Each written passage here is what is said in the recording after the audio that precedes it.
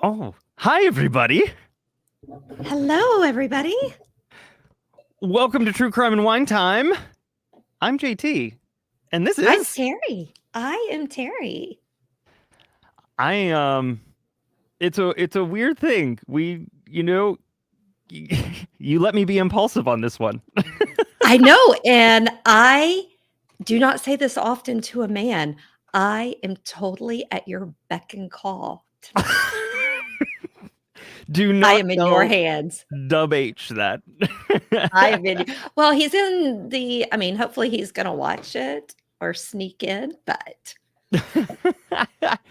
I hope he leaves really embarrassing comments down in the chat. I hope so.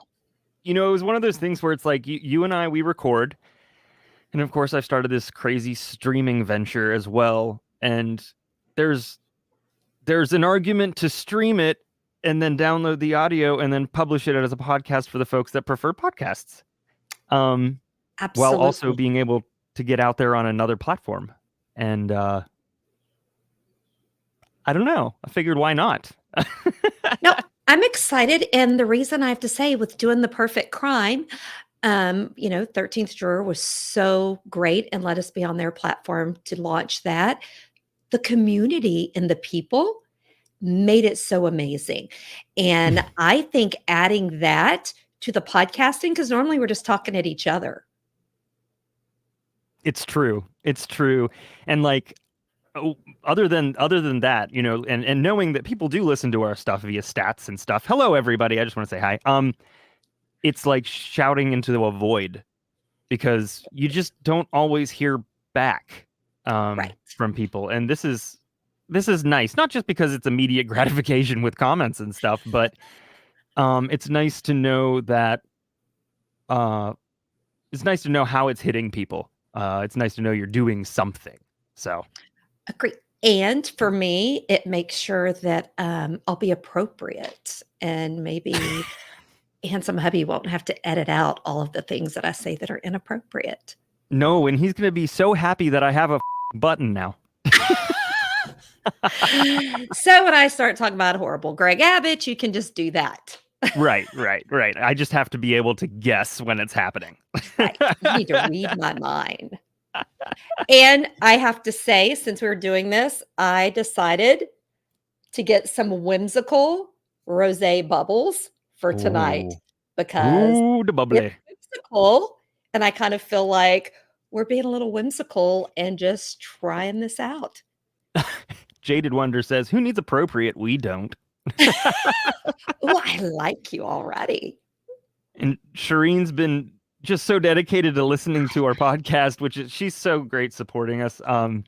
But it's nice. I do like being able to. I mean, I can't see you, but I can see you. I like through your comments and stuff. So, Princess Rose all day. I said I can live up to that nickname. I can do it. Now, if it's okay, I'm going to go ahead and pop this, and I'm going to just let it fly tonight. Uh-oh, it's a tight one. Oh! It just went all over my desk. Oh, no. Mind the laptop and the keyboard. Oh. Opa. Wow. I don't have any napkins. I'm going to go off screen and grab a blanket and wipe my desk. What people don't know is I do this way more often than you think. I usually end up with just drinks everywhere. But where was? Yeah, I think it's important to celebrate. I love the fact that you have that, and I didn't realize just how suggestive the intro video with the cork popping was. But I figured, hey, why not, right? Why not? It's exactly that. One of the things I tell people, I love wine, I love champagne, love rosé. I'm always so satisfied opening a bottle of champagne because of the pop. And wine, you just don't get that. And so sometimes I'll be like, oh. Well, and if it's my wine, I have to twist it. So, I have those too. In fact, just recently, I tried to put a corkscrew into a screw on because it's a wine I drink all the time. And they switched to screw ons. And I wasn't paying attention. I was like, what? Corkscrew on. So, how hey. many bottles were you in at that point? It was a Saturday, so it was probably my second. I'm just saying there's a reason for everything. There's a reason. I can tell you next weekend, with it being my birthday party, my goal is to drink 4 bottles. I would be dead. I would be dead. Well, but when you start at 10 a.m. till 5 a.m., I don't think 4 bottles is terrible. No, it really isn't. Hey, Brooke. Oh my. Oh my. I won't make it. That's just me being an overachiever, but here we go. Exactly. Yeah. So I think what you did though is you got yourself the corkscrew, you put it through the twist on, and now you just need a really long straw. And you just put the straw in. Ta-da! Except for there was metal shavings in it because I have that automatic one, and I was too busy talking and just doing it, and I just thought it was hard, so I was pushing it. I actually had to pour it through my coffee grind filter thing to get all the chunks, the little pieces of metal out. Well, you're not hardcore unless you live hardcore. So. Oh, Rex from the Philippines is here. Rex was on my pink team that I used to work really closely with. That's awesome. Thank you for being here. Thank you, Rex. Yeah, because it is really early in the morning for them. Yeah, how far ahead are they? 13 hours, I think, right now with our daylight savings time change. So it's 10 a.m., right? I don't know. 13 hours? I don't know. I don't math. I don't math. Normally we would meet at 6 p.m. and it was 7 a.m. for them. But then we had daylight savings time. So I don't math, and I'm just going to drink because I don't know. This is what I've learned is that if I get it wrong, 9 a.m. See, this is what I'm saying. If I get it wrong or I don't know the answer, chat will inform me right away. Yeah. And that's okay. As long as they're nice about it. No, I had the honor of being asked to be a guest speaker for Talent Without Borders today, and met some people I didn't know. Then some of my old teammates were in there. Rex typed into that chat, "No horror stories today for us, Teri." Because in my weekly meetings with them, I would tell them what latest cases I was working on for the podcast. And they were always like, oh, wow. Sure. Yes. Shireen, it's 2:11. Yeah. Oh, wow. Yeah. Girl, you are amazing. She does a lot of late night shift stuff, and then also other stuffs. Do you sleep? She's every now and again I'll go to sleep, and then I'll get an awesome script in my email and from her. I feel so bad. I feel like I'm taking advantage of the fact that she's up at all hours, but she's really good at writing. So she's amazing, and I am just thankful that she's kind of brought me in and is so supportive of us, because I know she's from your other alternative life, not alternative lifestyle, your other podcast or your other Kind of venture. It kind of You is an know what I'm alternative trying to lifestyle. say. Guys, I've only had It 3 really is. hours sleep, over the last couple of days, so I'm a little ditzy. So we have just a couple of updates in terms of some true crime news, which some of Yes. you know about, and then we want to get into our stories, which are crimes in athletics or athlete crimes. Except for, me, I Would always you go a like? little off script. I think everybody's, yeah, you know me. It's gonna happen. There's no doubt. I could have a Well, script and I'm still gonna go off script. well, I'm going to say, sticking to our topic, athlete crimes, I hope no one judges me for this, but I truly believe in good karma and bad karma. And I Mhm. think Larry Nasser met karma in the Karma form was sharp. a shank.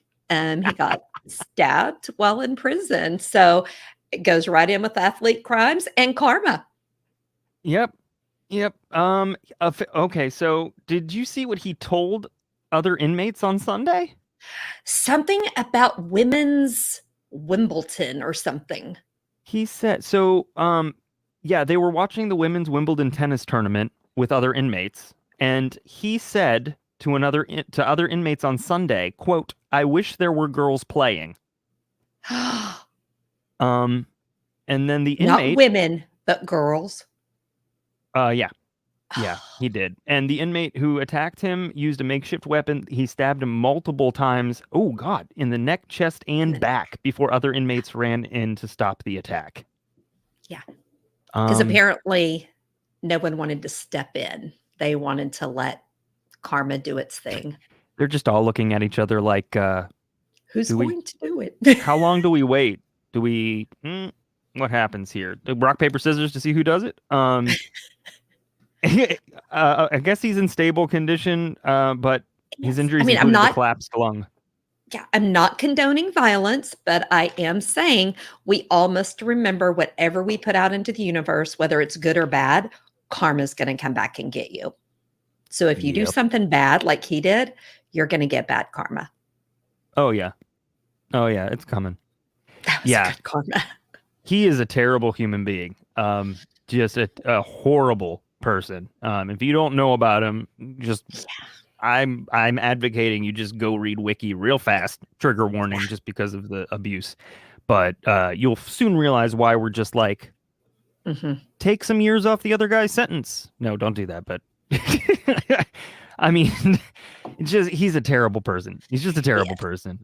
Yes, and it shows he hasn't learned anything, because if he's saying girls, he's implying because women were not his thing, he liked abusing young girls. So to say he wished they were girls, to me, he didn't learn anything. He still has that sickness. No, and to a certain degree, he obviously thinks very highly of himself and the fact that he thought he could say that and get away with it. I mean, what is the one thing that you learn about prison, right? Is that child molesters are at the very bottom. Yes. They are the pond scum. They are the very bottom. And I mean, I agree. I agree. But one thing I've always found interesting about that, so many criminals, they don't have a realm of what's right or wrong a lot of times, but all of them are against the people who hurt children.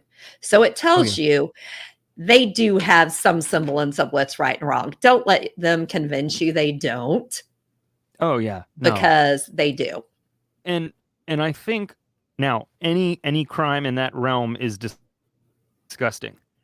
I think what added the hold on. I'm trying to think of what to say here. The cream on top of the sundae is that he was in a position of trust. Exactly. Right? And it's just so disgusting to me. And the fact that it was covered up for so long too is disgusting to me. And not enough people were prosecuted, to be honest with you. So a lot of people were not prosecuted that should have been. So he got a little bit of karma. Now, why don't you tell us about the other interesting thing that's happened this week? So the person that got me into true crime which makes it sound like he's like a mentor of mine. He's not. But the person who got me into true crime with his autobiography was Charles Manson, because it was so fascinating. And whether it was a lie or not, even the lie is a pathway into his mind. And it turns out that Leslie Van Houten, I'm saying that right? Houten? I think so. Has been released after serving 53 years in prison for the murders of Los Angeles grocer Leno LaBianca and his wife Rosemary. Now, Anthony DiMaria, I hope I'm saying it right, who's the nephew of somebody who she murdered, had this to say. Well, here's what he said. He said, yes, okay, so I'm sorry. He's the nephew of murdered hairstylist Jay Sebring. And he said that his family and other victims' families strongly, vehemently disagree. California Governor Gavin Newsom decided not to fight a state appellate court's decision to grant her parole after fighting previous attempts to allow her to leave prison. It's almost like he gave up. I think what I kind of heard somebody say is, with everything going on in California and him fighting up against in re-elections, he has to focus on where he's going to battle. And he had already been told they were going to continue doing it. It's all politics. And it's what it comes down. I just don't get, why are you sentenced to life and you get out? Life is until you no longer have life. I mean, it was life with parole or life without parole? I think it was life with parole. Okay. So apparently part of parole, she's going to have a 3-year maximum parole term with a parole discharge review occurring after 1 year. How old is she now? 70? She's 73. Okay. So she was 20 when she went into prison, and she has, quote, always kind of propped herself up as a Manson follower, but she's anything but. She's a cold-blooded killer in one of the most notorious murder rampages in United States history. So what he's saying is she made this decision. This was not a Manson decision. She killed him, which is interesting because it very much goes against the whole, it was all Manson. Right. Which, that's a very... We will need hours to unpack all of that and all of the theories and philosophies on that. Yeah. He said... Here's the last thing I'll say. He said that with her release now, any other violent criminal or killer whose crimes fall beneath the bar of Leslie Van Houten's very extreme crimes that also have historical impact, that opens the door for them. It's our fear that the floodgates in the California penal system will be unhinged. And he's probably, I mean, there's precedent that's always set. So there is, and I think a lot of it was because of her age. And because of the mind manipulation and brainwashing that people felt they had. Yeah. I say it's not an excuse. Someone tells you to kill someone, you're responsible. You have the right to say yes or no. Now, I know there's extreme circumstances, but they don't get their family members back after 53 years. Why does she get out? It's true. And that's how I look at it. Call me cold-hearted, but I don't get out of my sentence. Why should you? Yeah. And I mean, it's not just one person that she helped to kill. There was a series. And not only that, but there was also that aggravating factor of trying to create a race war.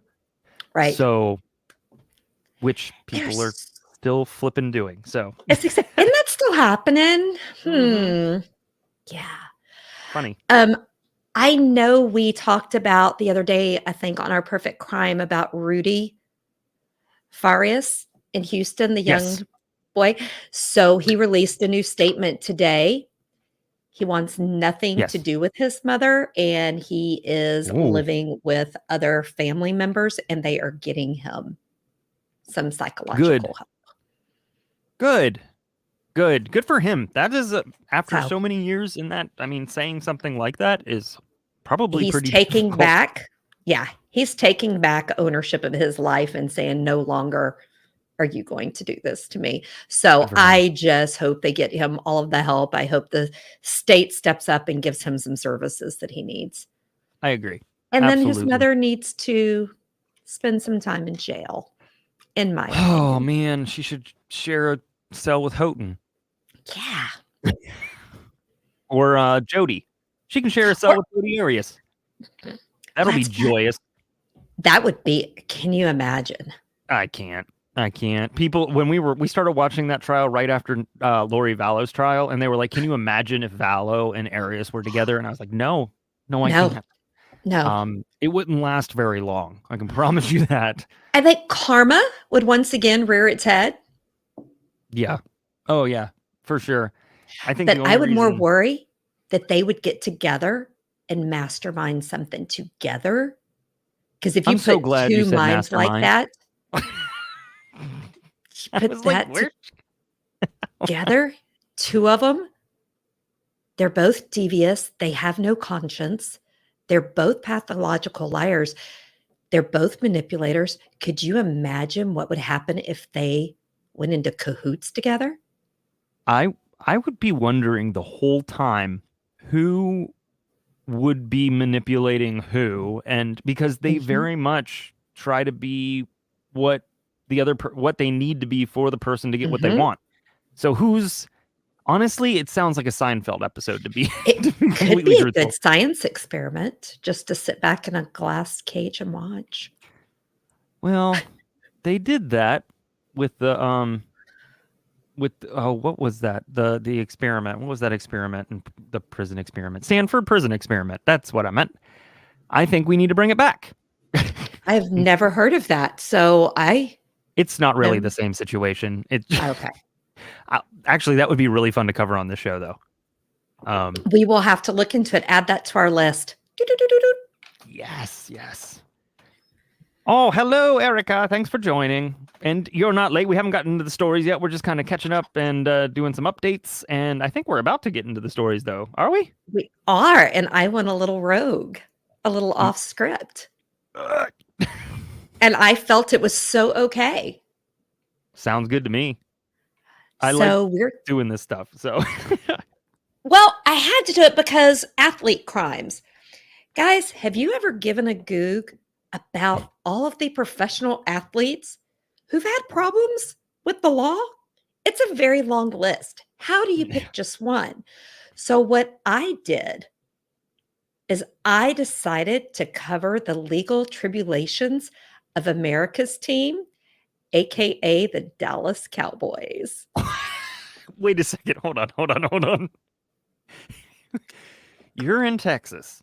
And you're going to focus on the crimes of the Dallas Cowboys. I am. But don't panic, guys. I'm not going to cover all of their criminals because this would have to be like a 5-part episode.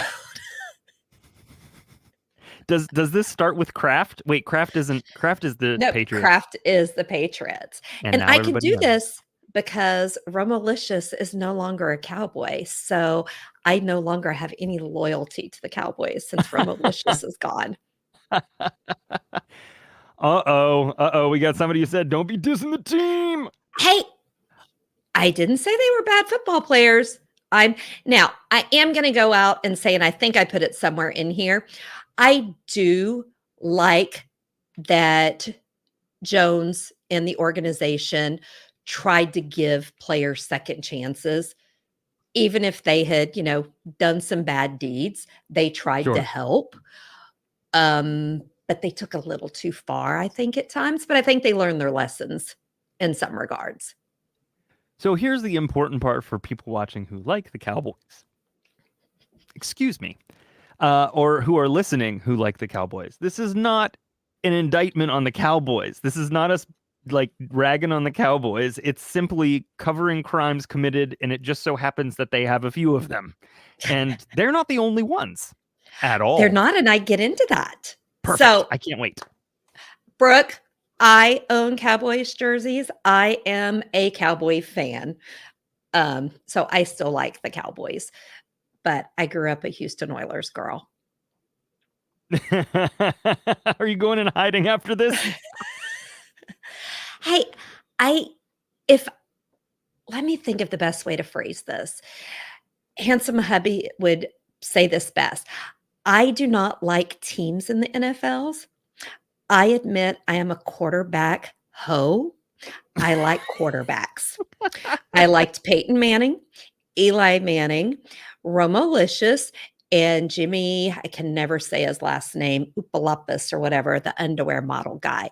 I voted for the hottest quarterback, not the best player, the one who I thought was the hottest. Listen, I am only the Browns fan because the Browns choose you. You can't choose them. I'm just happen to be from that area, and I'm stubborn enough not to move on. So Hey, I wanted to grow up and be a Derek doll, and then they took my Oilers away. So my little girl dreams went up in smoke. Poof. So I can still sing the song, but I won't. But so don't worry. If y'all are ready, we're going to get started. let's do it. Okay.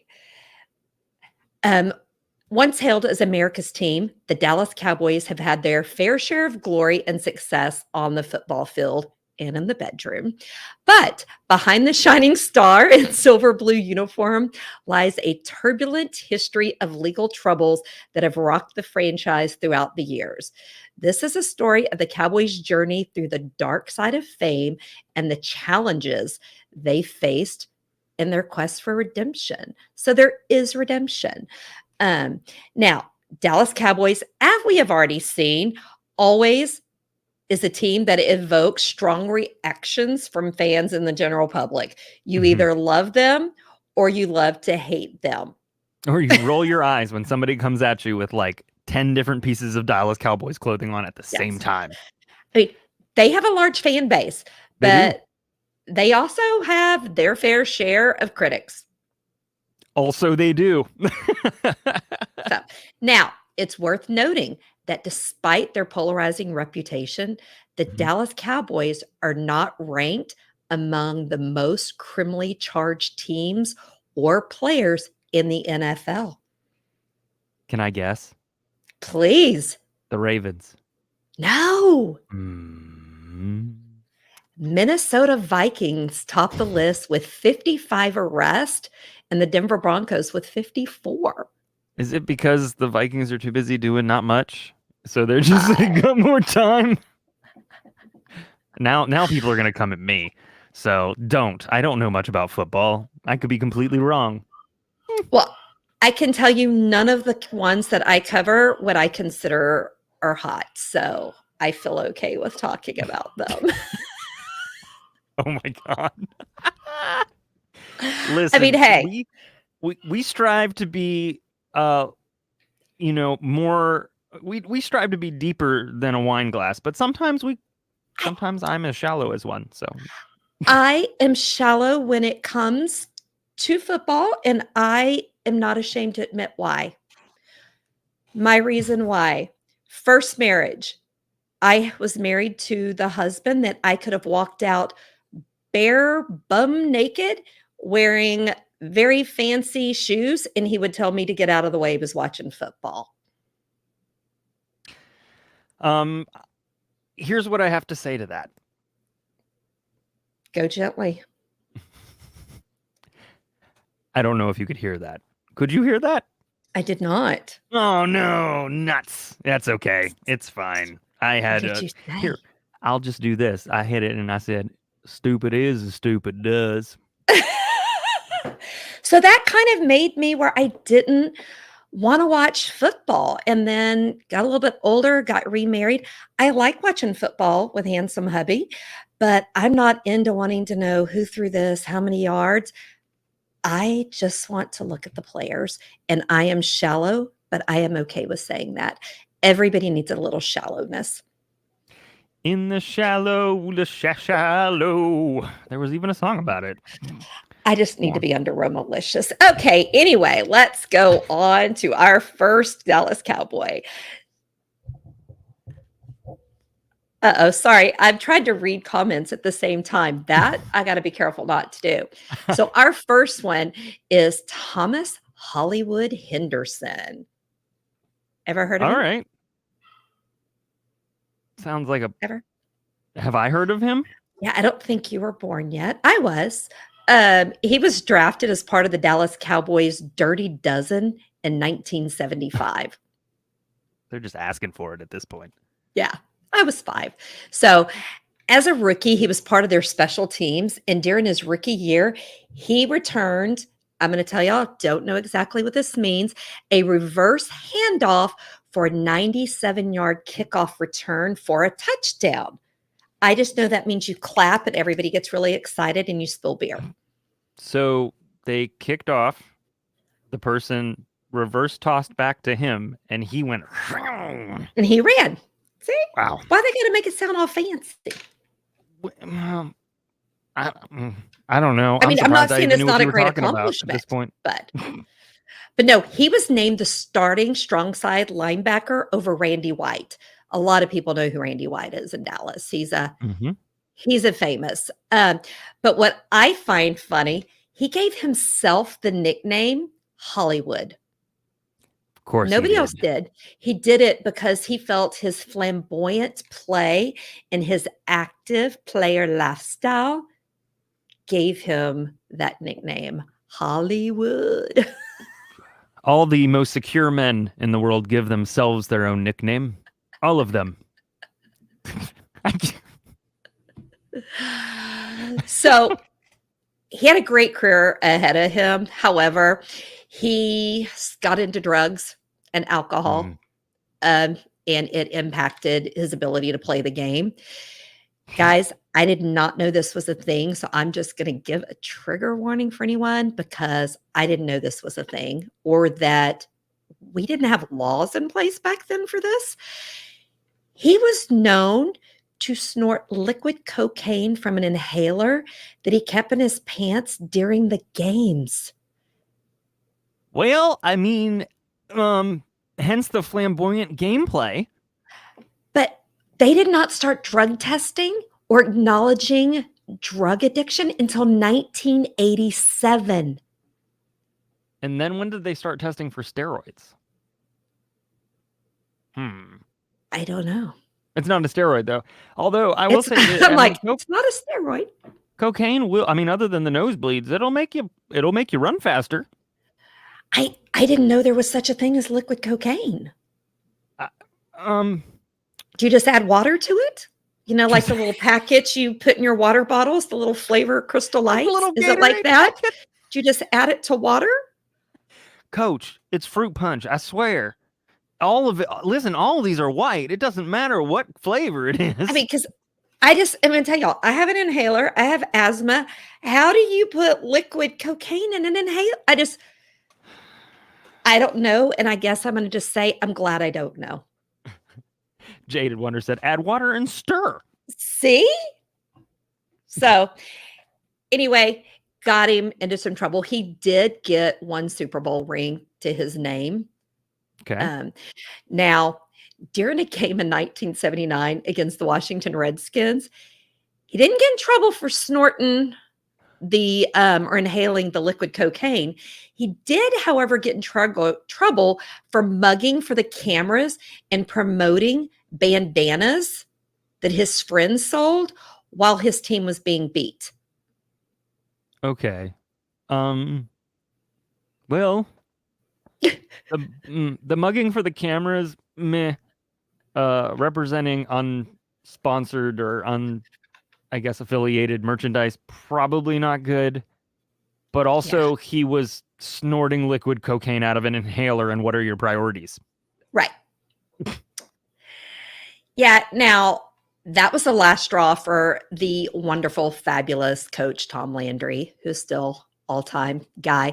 He was said he really liked Thomas. He thought he was a great guy, but mugging for the cameras with the bandana when his teammates were losing was the last straw for him, and he was determined that he would never play for the Cowboys again.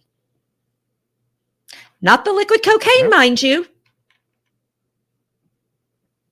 but for mugging. Now, I'm sure that was part of it, but he was traded to the San Francisco 49ers. They let him go after one game. And Thomas has said, and this is his quote, I feel that I was let go because I'm addicted to cocaine. Yeah. Erica makes a really good point that NFL and priorities are still a problem when you get suspended longer for gambling than domestic violence. Absolutely, I agree. Now, Yep. then he went from the 49ers to the Houston Oilers. Guys, bear with me. Houston Oilers, Houston Oilers. Look out, football, here we come. Houston Oilers, number one.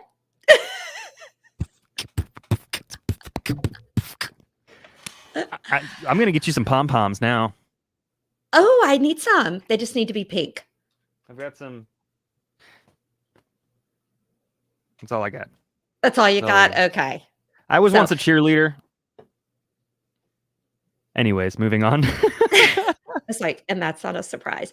So the one thing I am going to give this player credit for, he was one of the first NFL players to publicly admit he had a drug problem. And with the help of the league, he signed himself into a drug rehabilitation program. And he wound up going on to play for the Miami Dolphins. After getting out of rehab, life was going great. Lo and behold, he suffered a career-ending neck injury after doing all of that work. Not a lot. So, yeah. Yeah. So then after that, he wound up being arrested and charged with 2 counts of false imprisonment and 1 count of forced oral copulation, sexual battery, and for furnishing liquid cocaine to a minor. Oh, well, I feel a little less sorry for him. Yeah, it gets worse. So the 15-year-old girl claimed to police that he pulled out a gun, forced her to have sex with him, and gave her liquid cocaine. All because he could no longer play football. All right, there's a lot of commentary that one could make about masculinity, but I'll just leave it. I'll leave it alone. Leave it there. Now, he pled no contest. He entered a treatment facility again for 7 months. He got a whopping 28 months in prison. Yeah, math checks out. I can't math, but that doesn't make sense. You can't math? I mean, I can, but it still doesn't make any sense. Why only that much? To me, just put him away. Well, he did stay sober. Okay. He is still sober to this day. Good. He won in 2000. He made the news. He won the Texas Lotto $28 million jackpot. The rich keep getting richer. But he started a nonprofit, Eastside Youth Service and Street Outreach Program, and he has made donations to other organizations to help keep youth off of drugs, out of prison. And then in 2005, he won a second lottery. But by that time, they would no longer would tell the amount of his winnings. Do you know who I blame for that? Who? Governor. So the one thing I found interesting about his story and why I covered him, drugs, he admitted it, got some help, gets his life back on track, suffers a devastating injury. You know, they probably with that neck injury had to give him some serious pain meds.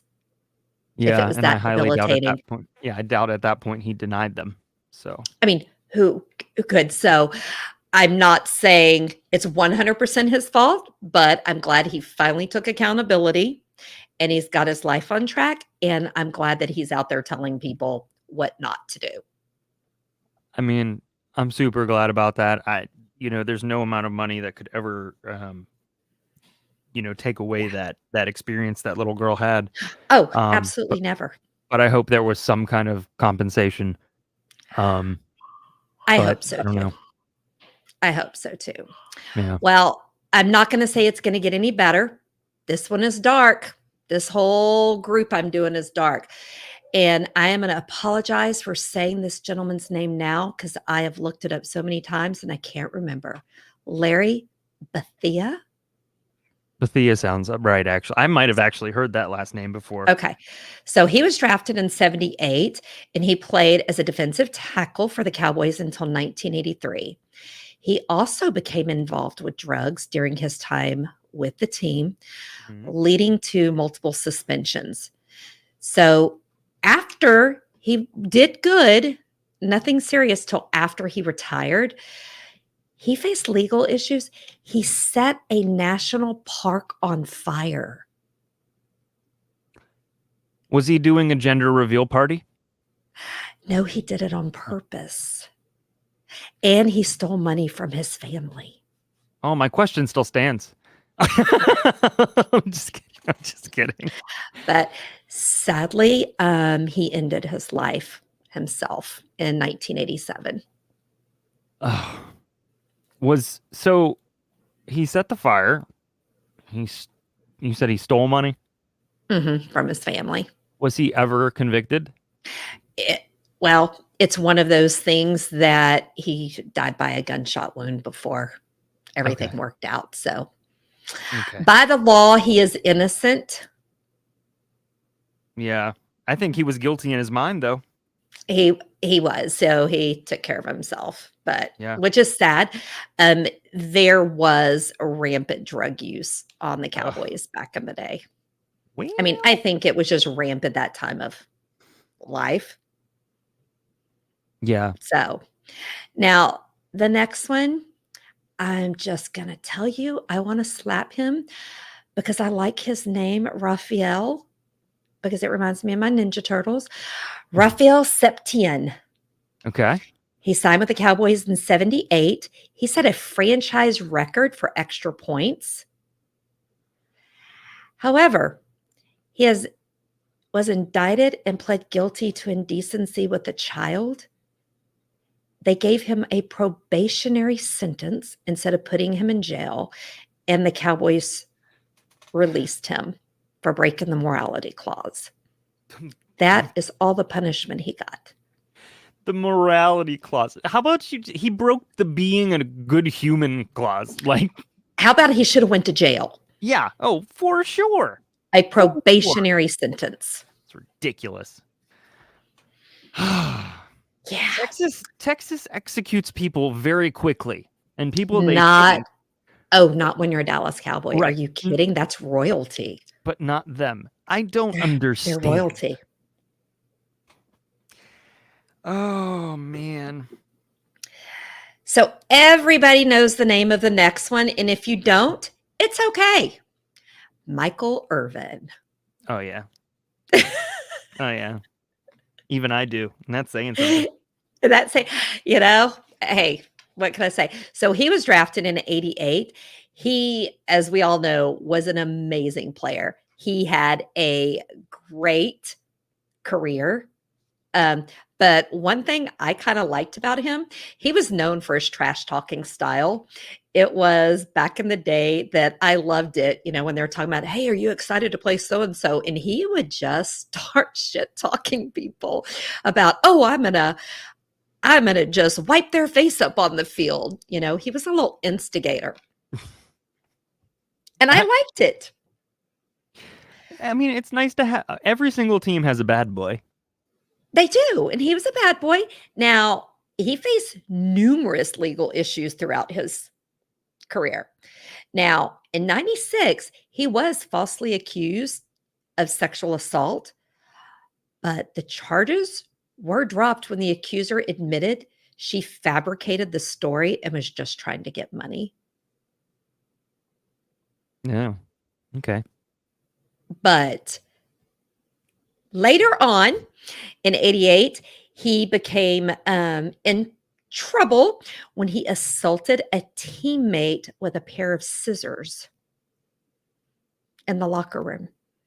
I have so many questions, and I will just leave them on my desk over here. Yeah, I could not find more details about it. Besides that, there were charges, but he was also arrested for cocaine possession. but Mhm. he has faced other sexual assault charges that were settled out of court.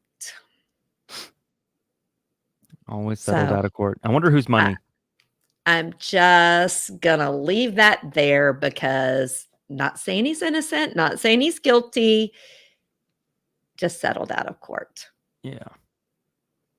So now the next one ranks up there with Michael Vick, Nate Newton. A lot of people Okay. don't know of him, but he No. played for the Cowboys from 86 to 98. And he was a good, strong player, Mhm. but after he retired, luckily he waited till he retired, he got arrested for illegal dogfighting in 91 and multiple drug-related offenses. Now, he served time for the drug trafficking, but he is now sober. Mhm. Did no time for the illegal dogfighting. Of He was given course a not. probationary sentence. That's ridiculous. And for those, that are listening, if you've heard my Michael Vick episode back when it was just me as a solo podcaster, I went a little Nancy Grace because you just don't touch the animals. No. That's even worse than touching the children. I want to just shoot you all that do that. And that's not nice of me. So, karma, don't come and get me. Now, here we go again with the drug issues. Sam Hurd, he played for the Cowboys 2006 to 2010, so a little more recent. He was arrested for attempting to purchase and distribute large quantities of cocaine and marijuana. He got a 15-year prison sentence. That's a lot of drugs to get 15 years. I mean, that's a lot of drugs. So, Josh Brent. This is one of the sadder criminal charges, but I felt it needed to be talked about. So, if you don't know the story of Josh Brent, he played for the Cowboys. He was involved in a car accident. He and his teammate and very good friend, Jerry Brown, went out drinking, driving home. Jerry Brown, they had a wreck and he died during the wreck. So he was arrested and he faced things and he did serve some time in jail. He did rejoin the Cowboys after finishing his prison sentence. So, and if you don't know the story, go look it up. Jerry Brown's family felt bad because they knew it was nothing intentional. It was a stupid decision that happened. Now, back in 2019, he was arrested again for public intoxication. But when they got him to they took him to the hospital for some reason.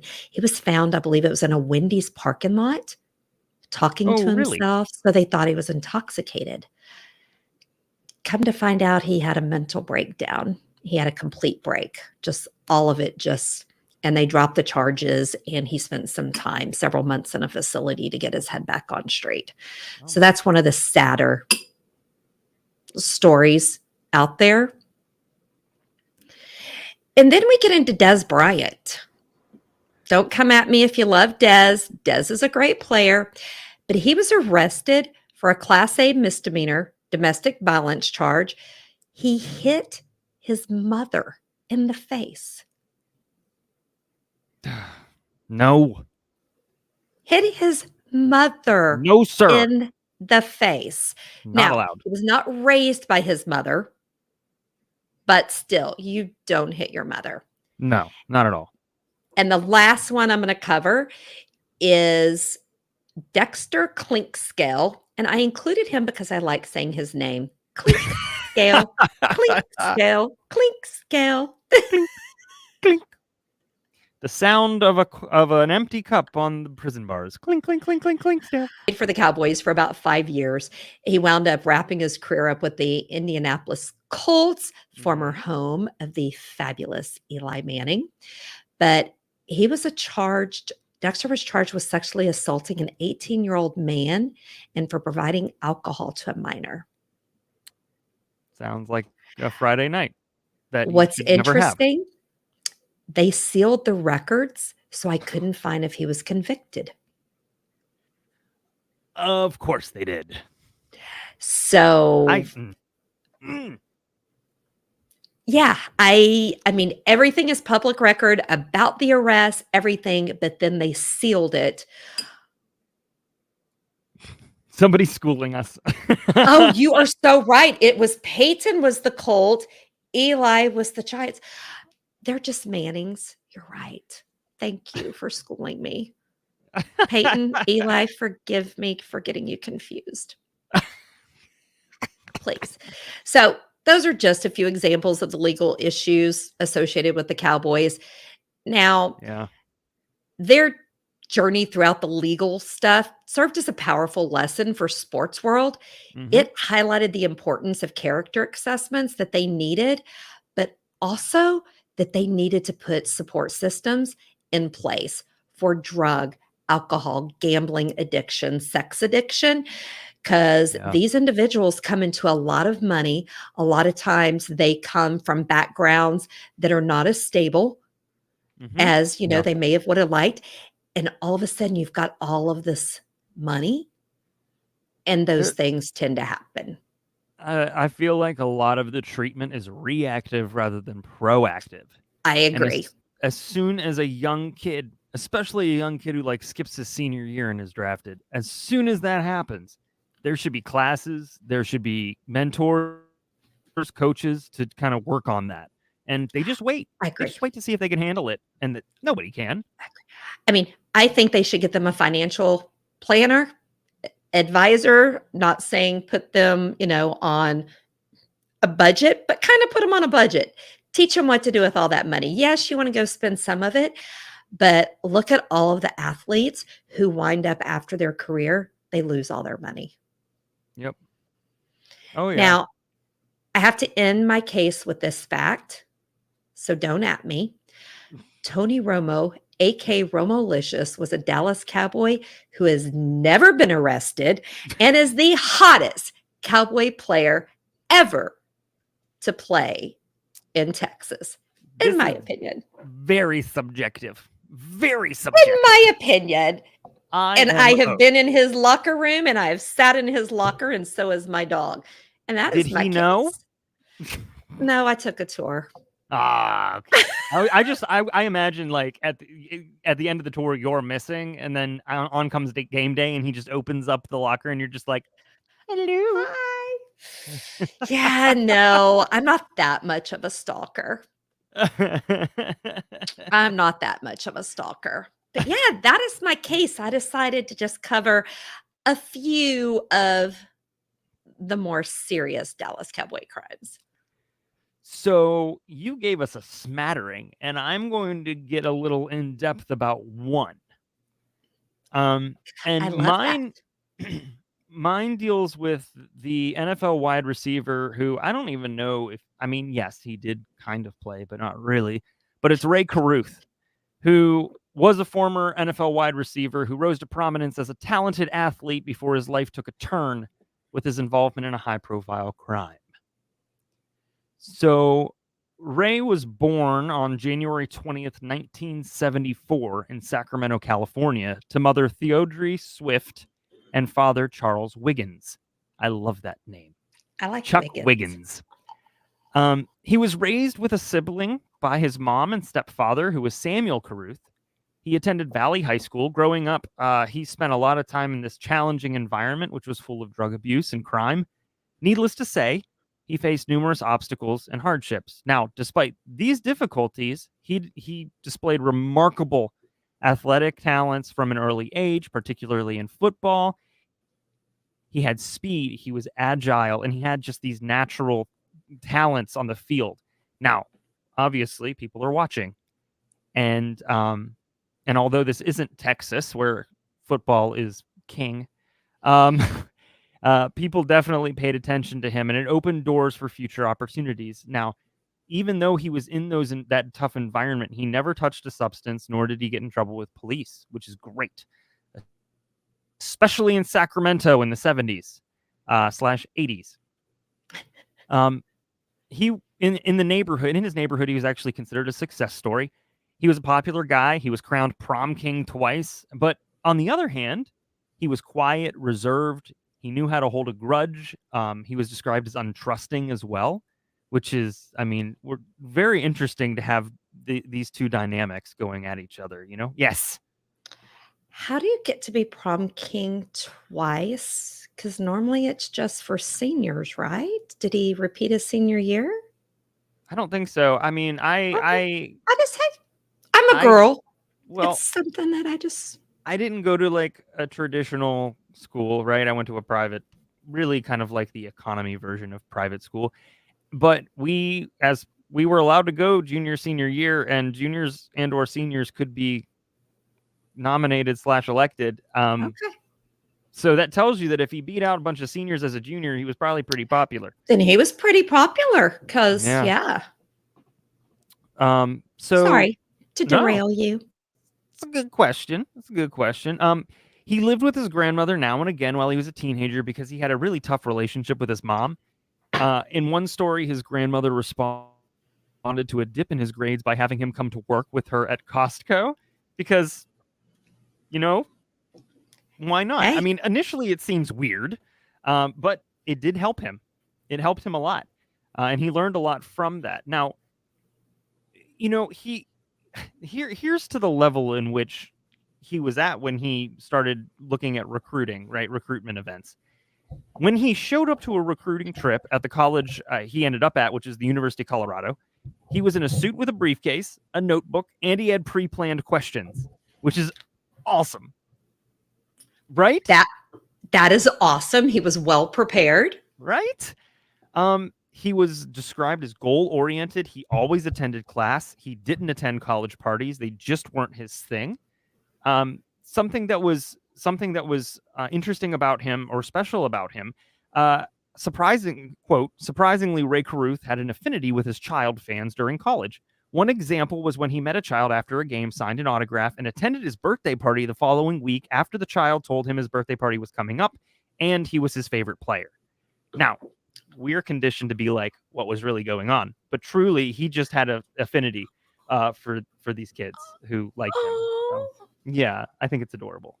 I want Romalicious to come to my birthday party next week. I mean, just invite him. Get a skywriter and put it over his house. That's the way to do it. Can beat me up. His wife could probably beat me up. Maybe, or she might just be like, yeah, that makes sense. I'm sure you're like the least weird person to ask him to come to a birthday party. He could bring her. Yeah. Why not? Handsome hubby needs something to do. Okay, that did not sound appropriate. That is not how that just came out. None of it sounded right. And since we're live streaming now, you can't cut it out.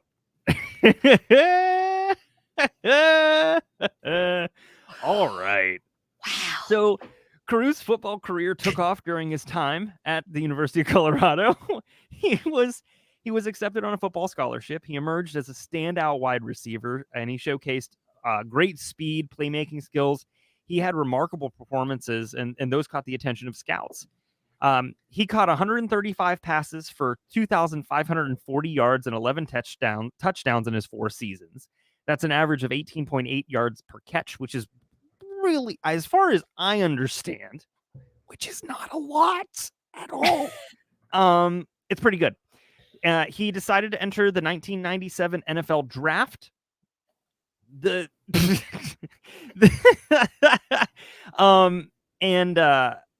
Carolina Panthers selected him in the first round. I think it was the 27th pick. I didn't write that down, but I think that's what it was.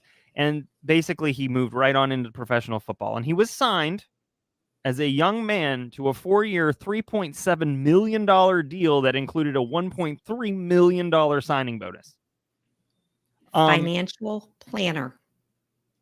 1990. If you do this, which again can usually cut this out, everybody, but now you're getting it. 1997 money today. Is that 20 million? 2.7.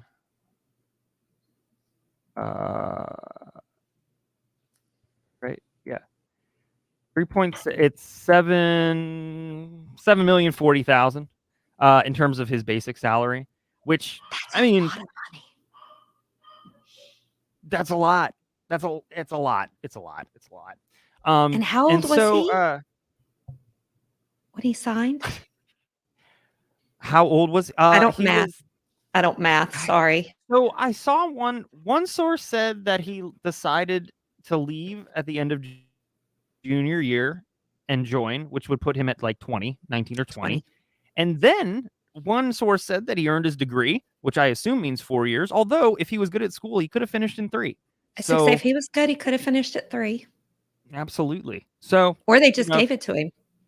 And I want everybody to understand this. I have a massive soapbox about some college sports. I think they're great. I think they're awesome, but I also have some issues with it. But that's a whole nother episode, and I'm just not going to get into it. So he got all this money, and as Carruth embarked on his NFL career, expectations were high for him. He was a wide receiver. His rookie season was pretty respectable.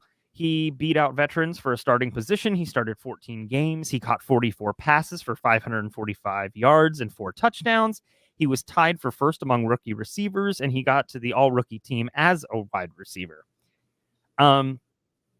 So that's great, but his journey in the professional league kind of encountered a bunch of challenges. Despite some flashes of brilliance and some great plays, he had injuries and inconsistent performances, and those kept him from fully realizing what he could do on the field. In 98, he didn't catch another pass after the opening season due to the injury, and he ended up with 4 catches for 59 yards in that one game. So he played one game in 1998, and then he was out with an injury. In 99, he played the first 6 games with 14 catches for 200 yards, and he struggled to establish himself as being reliable, and his reputation with the teammates was faltering.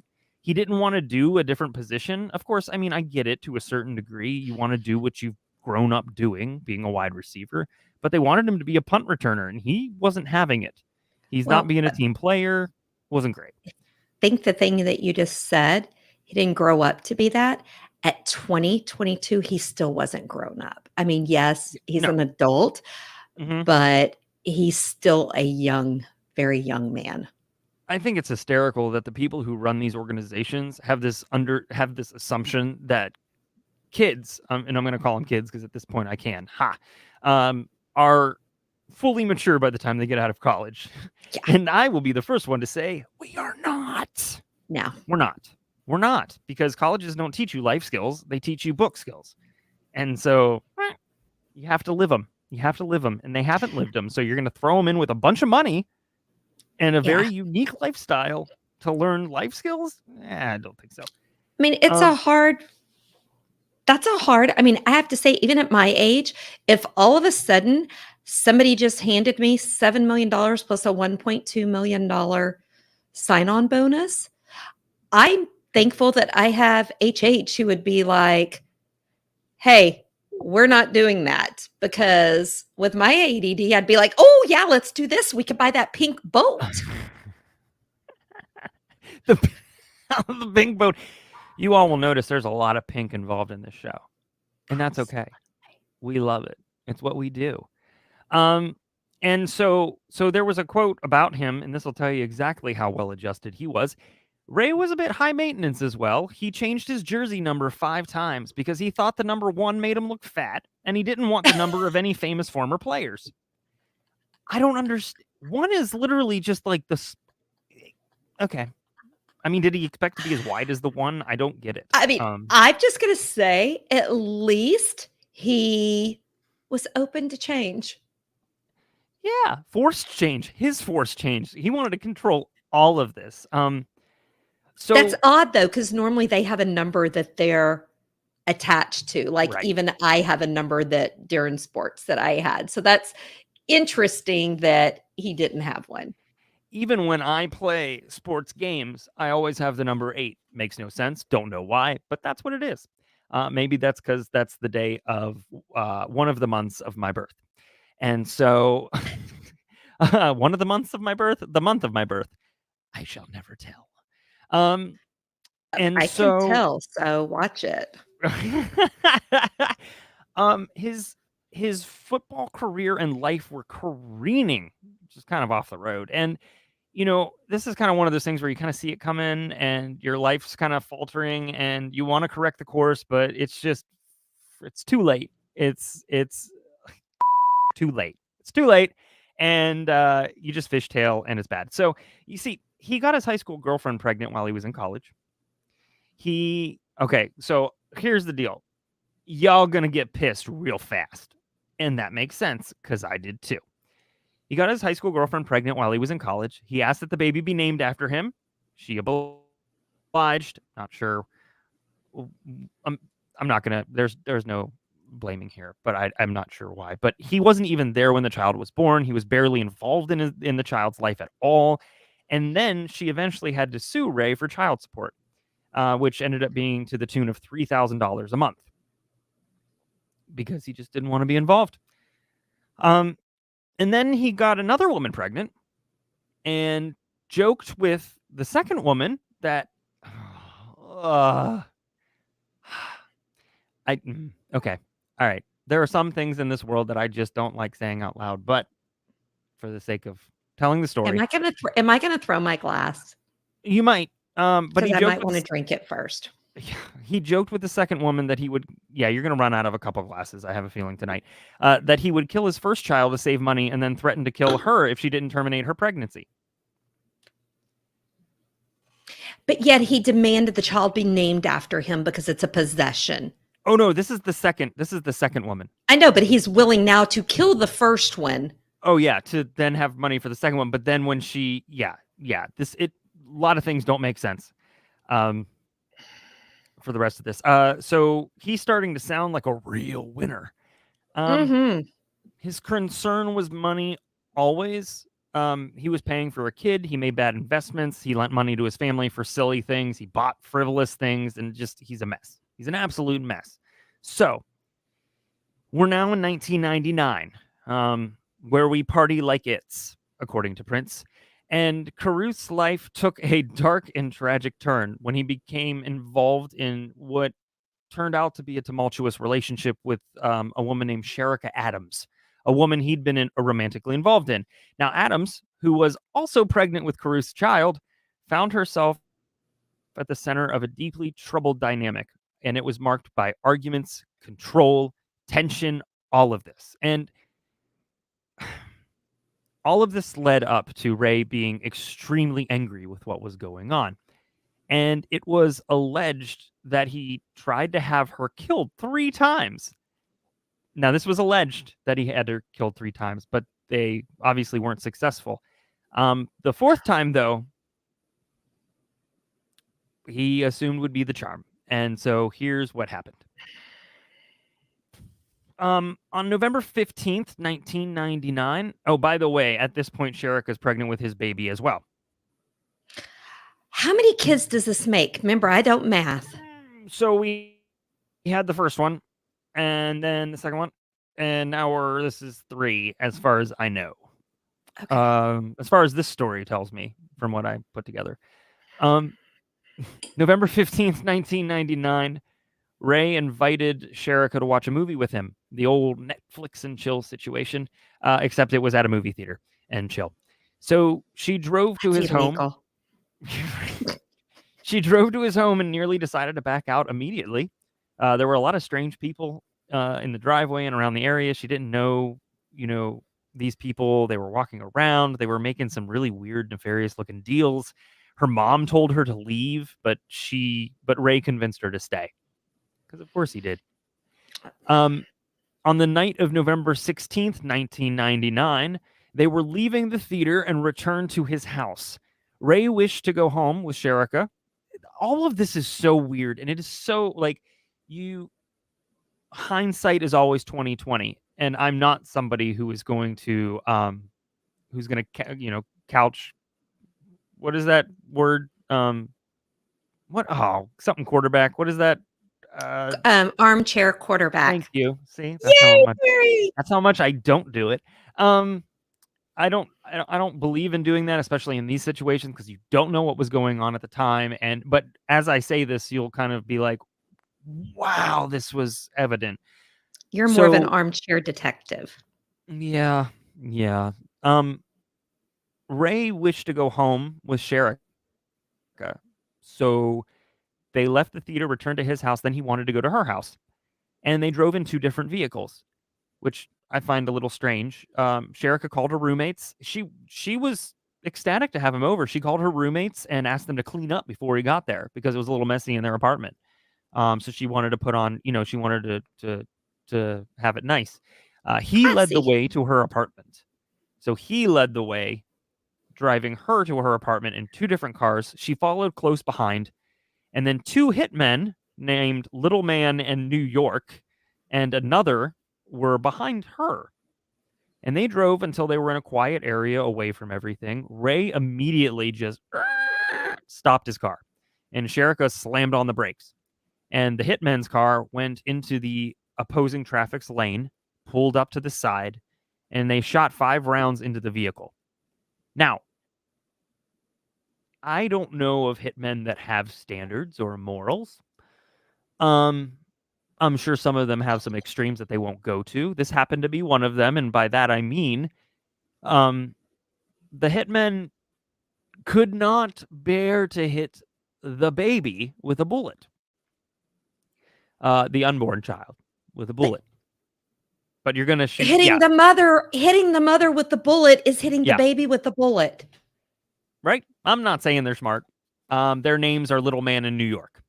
One of them's named after an atom bomb, and the other one's So, oh my God. Instead, they aimed for her upper body.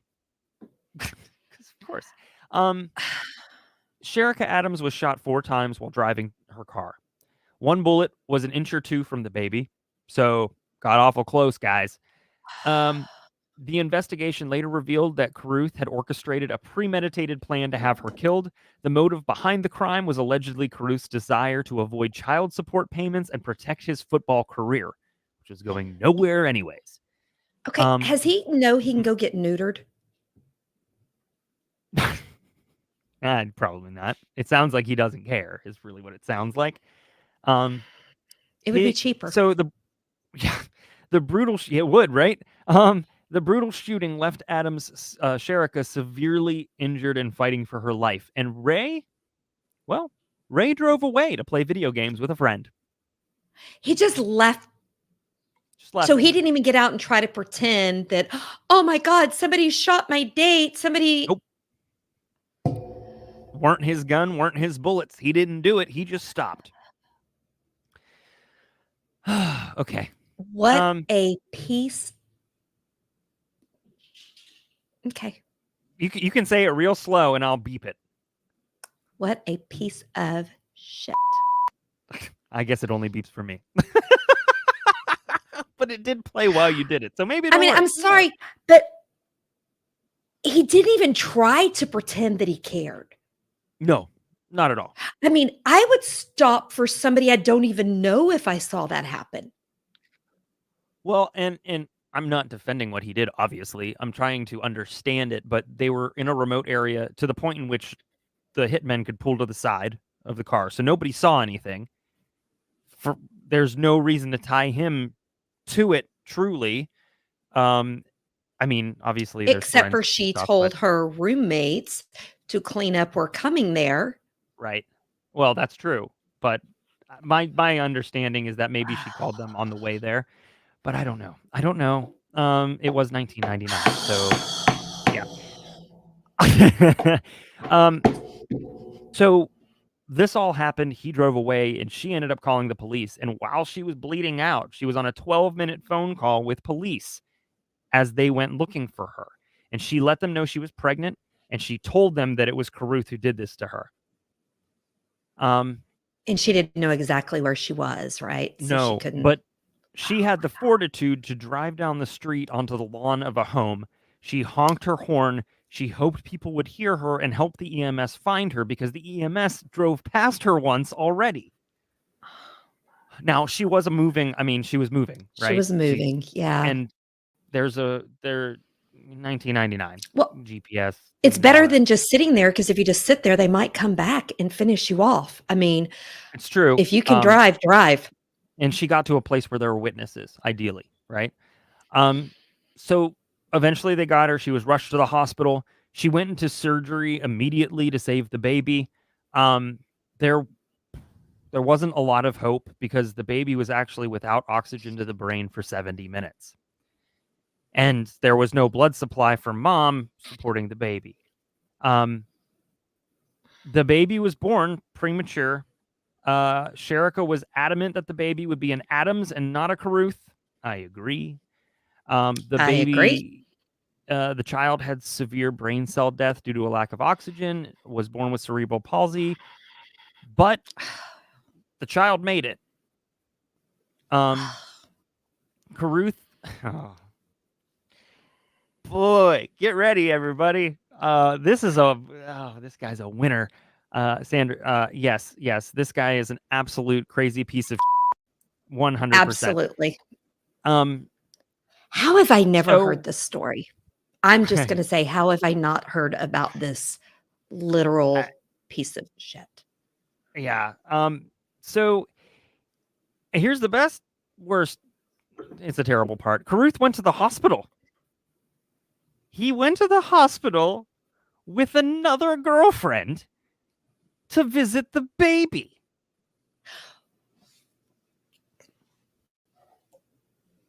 Yes. Stop.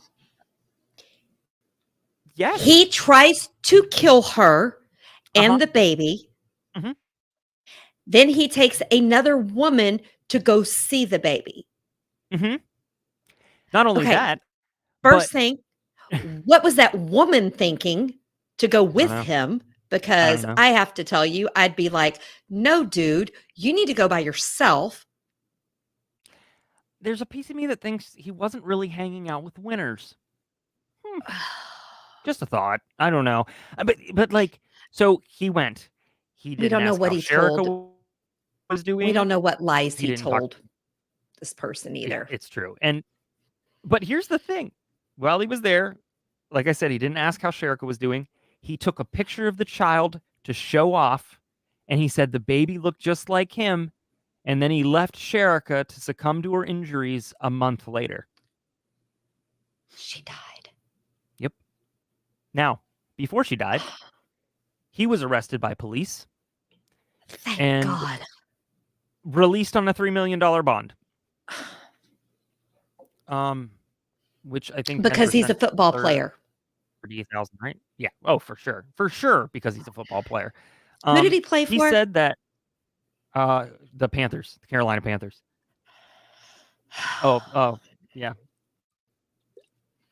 And so he said when he was released that if Cherica or the baby died, he would turn himself in. We believe him, right? No, he's a narcissistic asswipe. So when she died, he fled. And as a fugitive, it was at that point. But he didn't take the baby, did he? No. Okay. The baby, I believe, ended up with her family, hopefully. So, excuse me. There's I'll look it up. Story. Yeah, there's parts in this story where I think the baby went to her family, and there's parts of the story where I feel like his mother actually shared custody. Because, so we'll get there. It wasn't until he was a fugitive running that the Carolina Panthers released him. I don't understand. At no point do I understand. Not even if you're even basing it off of the most unnecessary reason of optics. I don't understand. Yeah, I mean, yes, I'm going to say people make fake allegations of sexual assault and things to get money. Yes, we know that happens. Nobody can fake an attempted murder where you've been shot. The thing is that I believe he was arrested because, number one, Cherica called the police and told them who did this to her. And I believe they got the hitmen to roll on Rae for hiring them because they were part of the prosecution's witness list. Now, that would tell me that there's probably pretty good evidence, and the reason they're bringing a trial is because they have it to convict him. And they're certainly not Palm Beach County, which tried Travis Rudolph, and can't do it. I was getting ready to say, Yeah. They're like the Mr. Magoo of detectives over there. I'll say it. Don't offend Mr. Magoo that way. That is That's just fair. not nice. That's funny because that's exactly what Mark Shiner, Travis's lawyer, said last night when we interviewed him and his wife, Heidi. He said, I called her Barney Fife and I felt bad for insulting Barney Fife. Yeah, don't. I'm like, don't do that to Mr. Magoo. So Carruth went on the run and he led them on a nationwide manhunt. Media coverage intensified as the search for Carruth captured the public's attention. After more than a week of evading authorities, Carruth was apprehended in Tennessee. He was discovered hiding in a woman's trunk in her car. He was surrounded by money, clothes, chocolate bars, and bottles to pee in. Who told them he was there? His mother.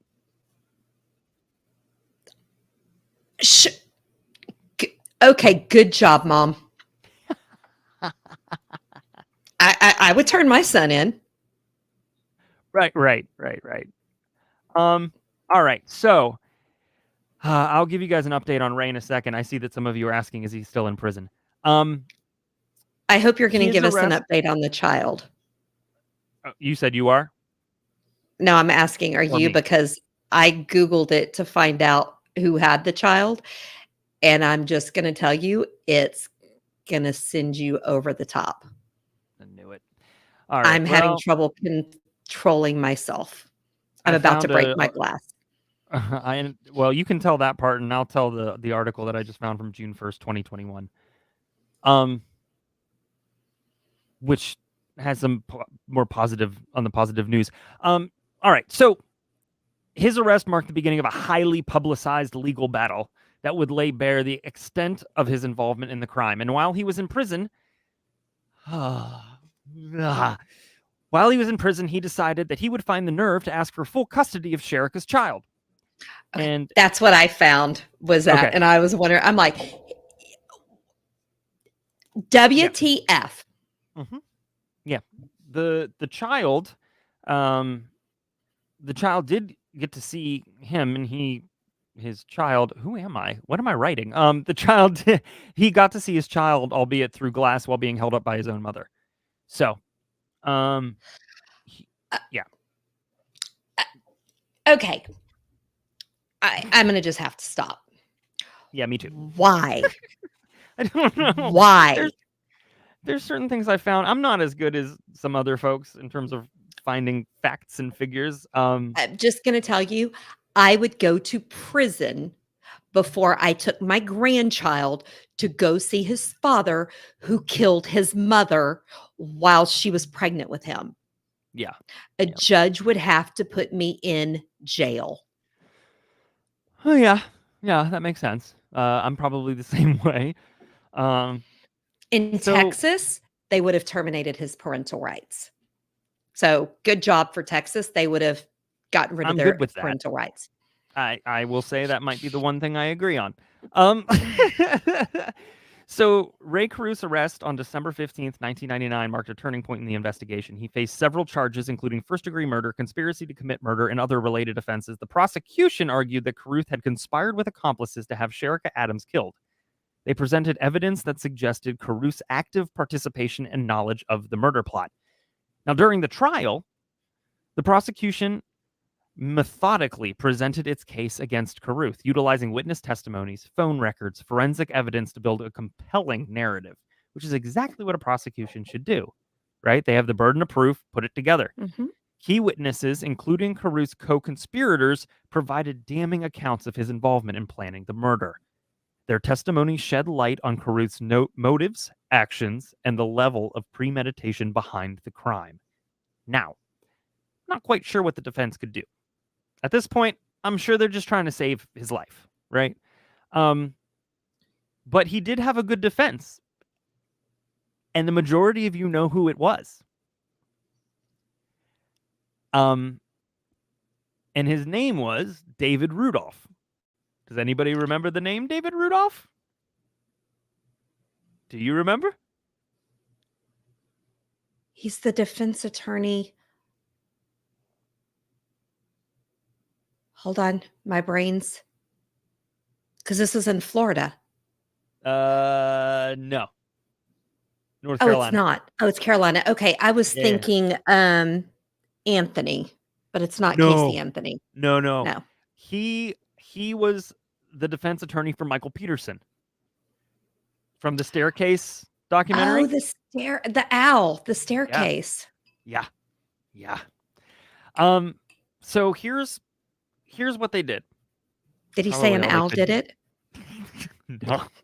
They argued that he declined a drug deal. The dealers got angry, retaliated by hurting Cherica. And they said Carruth didn't need money because he was making good money. Wow. Okay, so, just because you're making good money doesn't mean you don't want more. Oh, it's very true. It's very true. At that point, like I said, I feel like they were just trying to save his life in some way, shape, or form.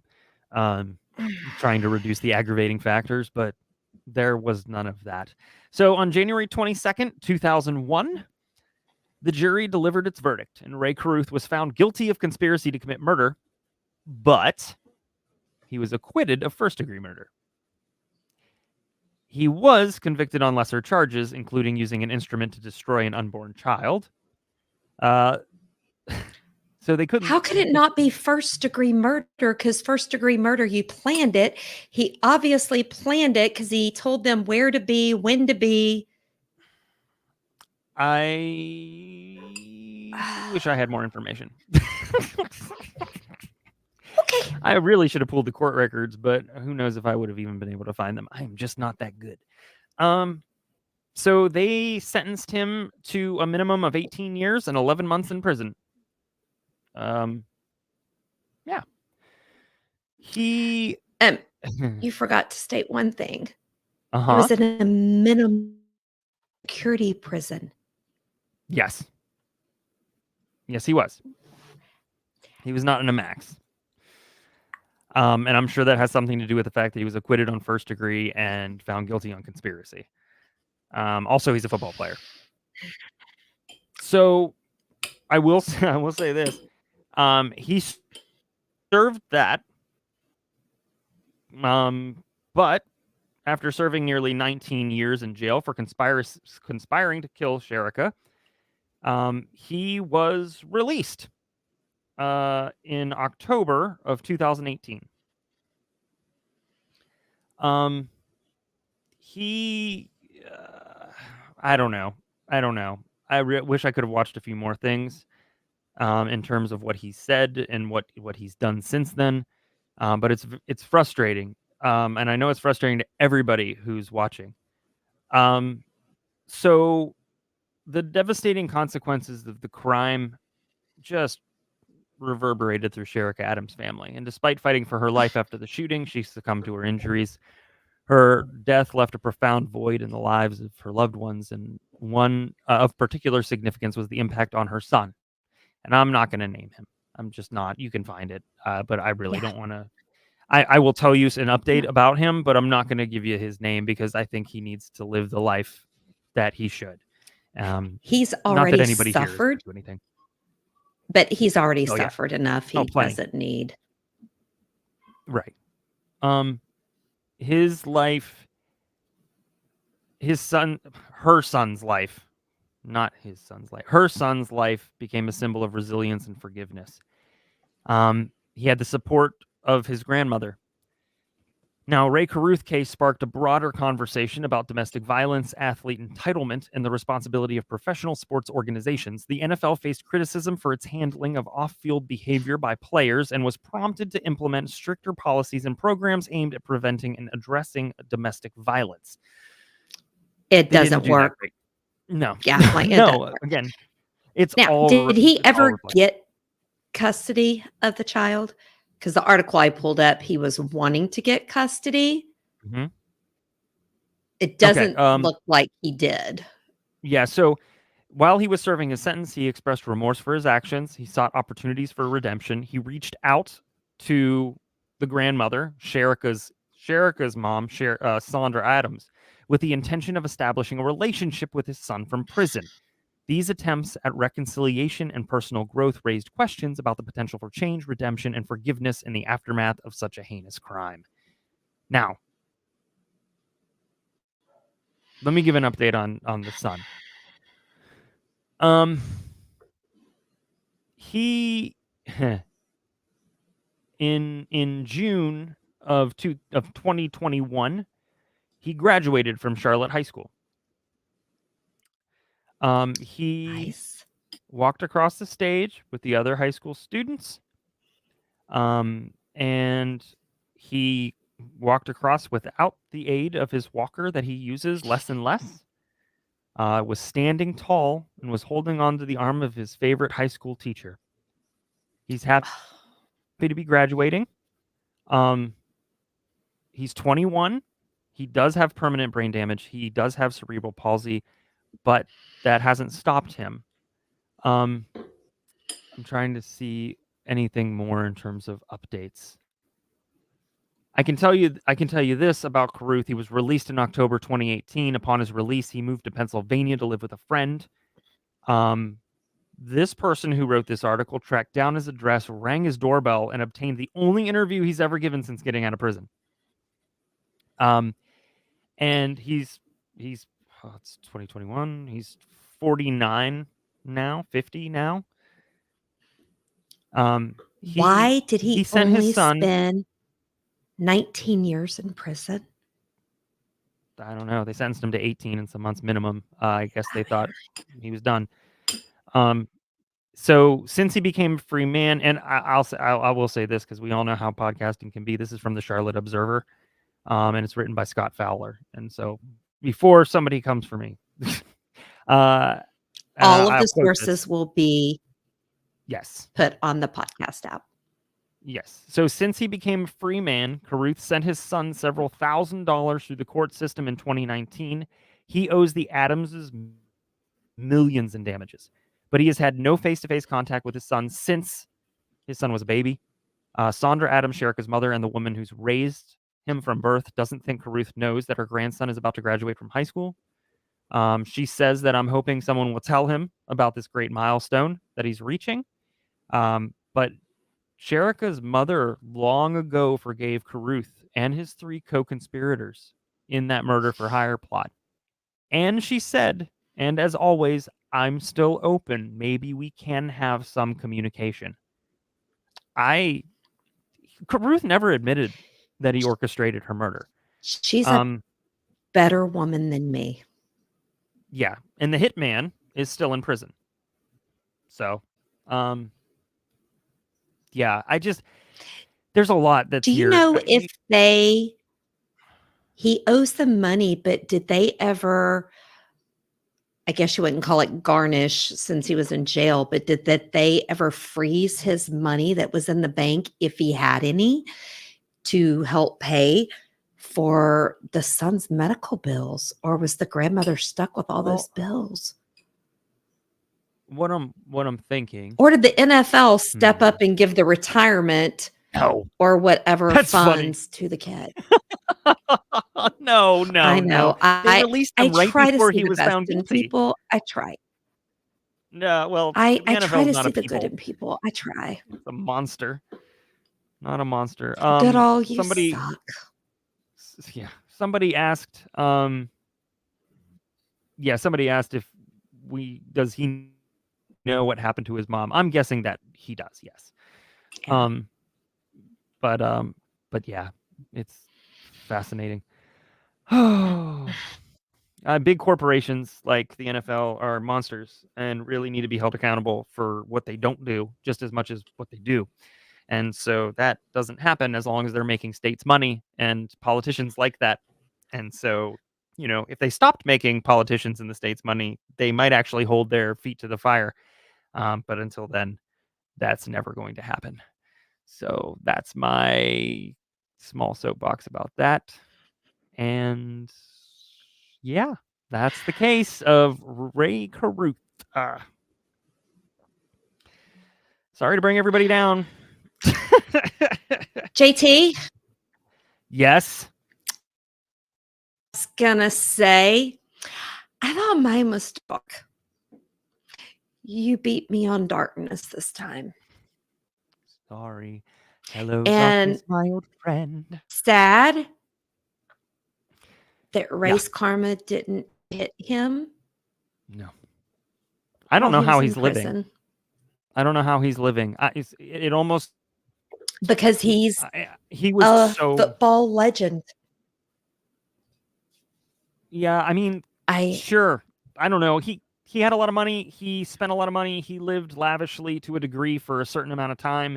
He went to prison and was reduced to nothing except for a number. And even though he might have been treated better, now he is released, maybe because he was a football player, maybe for another reason. But I highly doubt he's living the lifestyle that he did. And I bet you that is just salt in the wound. I hope. Okay, I just looked up Rae Carruth's current net worth. Oh, God. $10,000. All right. Still more than me. So, that's fine. Probably because he's living with his uncle or his best friend and doesn't owe anything, and he just so happens to have $10,000. The only good part of this story is that his son was raised by people who loved him and didn't let what happened to him become a crutch and stop him from achieving everything and being strong, because it can go either way.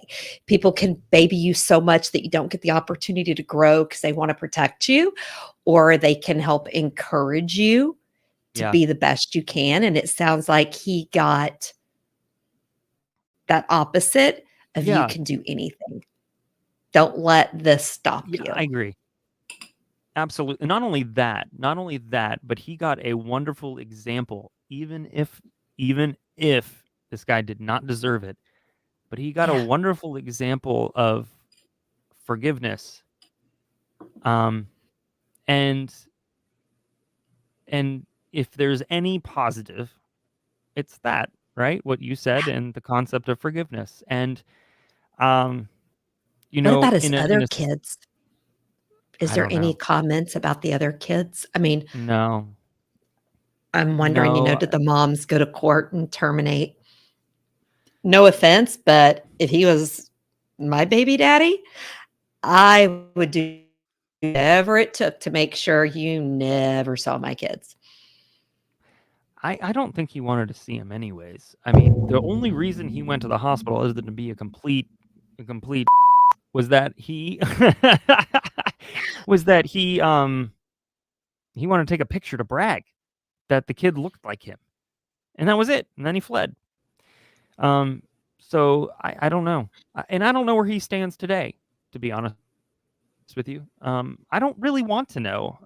In fact, I actually kind of feel bad bringing attention to him, except people should know that he was a monster, at least. I don't know much about now. I can't imagine.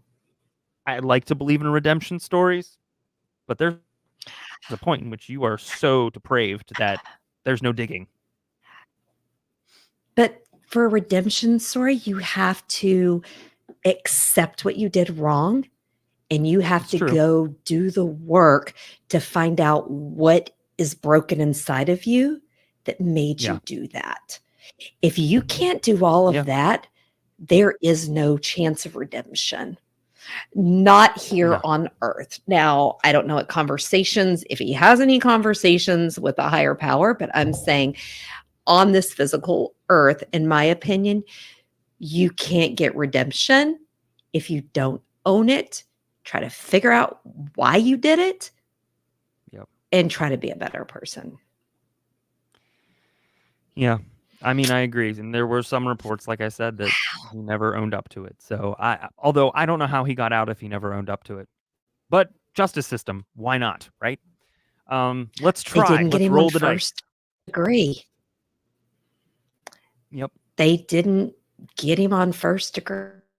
I just made the mistake of pulling where his mother gave a talk with him being, released. Was locked up. We were locked up too. His mother said that, you said? I mean, yeah, his mother said that. And I'm going to just say my heart hurts for her. Mm-hmm. Because we love our kids and you can love them and not like what they've done. But I'm just thinking if the roles were reversed, no, I wasn't in prison. I didn't do the bad thing. Right. It's yeah. Oh. Yeah. It's frustrating. I feel like the cases I usually pull end up with themes that are deeper and darker than I mean for them to be. And yet here we are. Here we are. So do you want another comment she made? And this is on WCNC. God, yeah. Everybody sit down, please. I know everybody has come across an unjust situation and say, why us? And right now we're saying, why us? As in, it's unjust that he was released? Absolutely, ma'am. 100%. No. This is ridiculous. Why he was convicted of conspiracy to commit murder. I'm starting to think that in my report and my notes, I'm starting to think it wasn't his mother that told police where he was. It was the woman's mother who owned the car that said something. Because her reactions are telling me that my notes were not correct. And I'm okay with owning that. So. Yeah. And she was upset because she was denied joint.